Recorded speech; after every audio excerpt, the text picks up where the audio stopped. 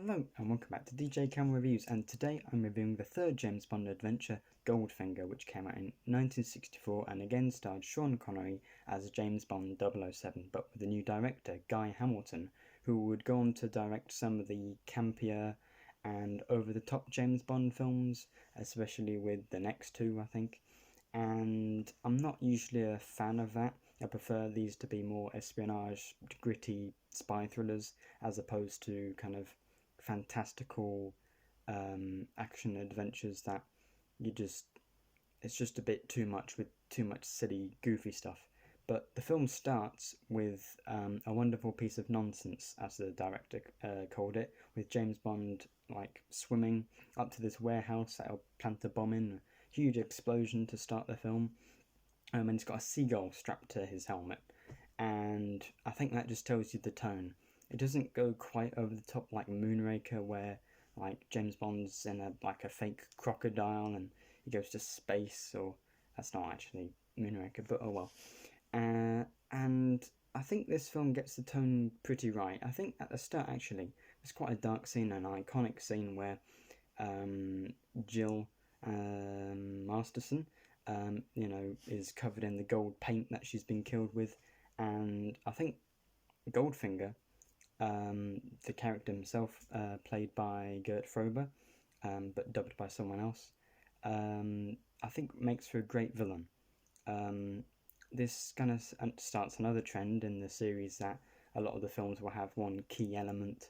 Like the next one, Thunderball, is known for its long and usually dull underwater sequences, but this has a lot of gold stuff. I mean, the beautiful Ken Adams sets, including the one at the end in Fort Knox, where the pretty well put together action finale takes place,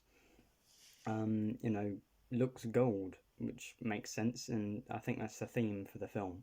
And there's loads of talk about gold bullion and smuggling, and I think Sean Connery and Gert Frober have a good chemistry between the villain and the hero.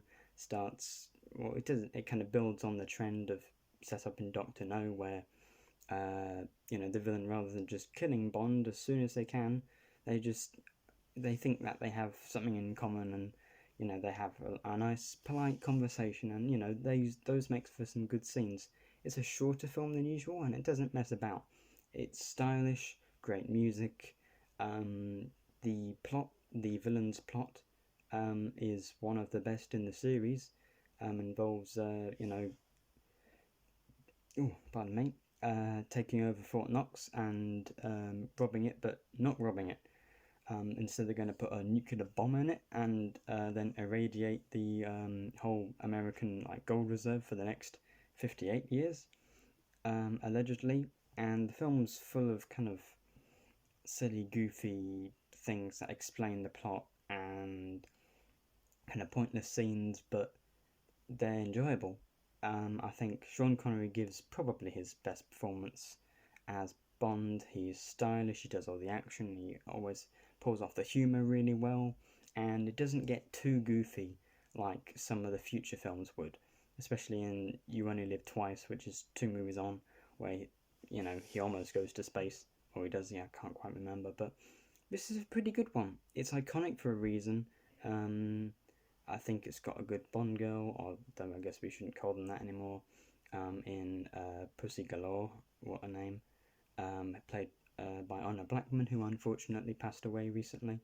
I think a good villain. The music by John Barry is great. The sets are great. There isn't really any major issues. It's just not one of my favourites because it doesn't have that darker tone. But and it's not really full of action.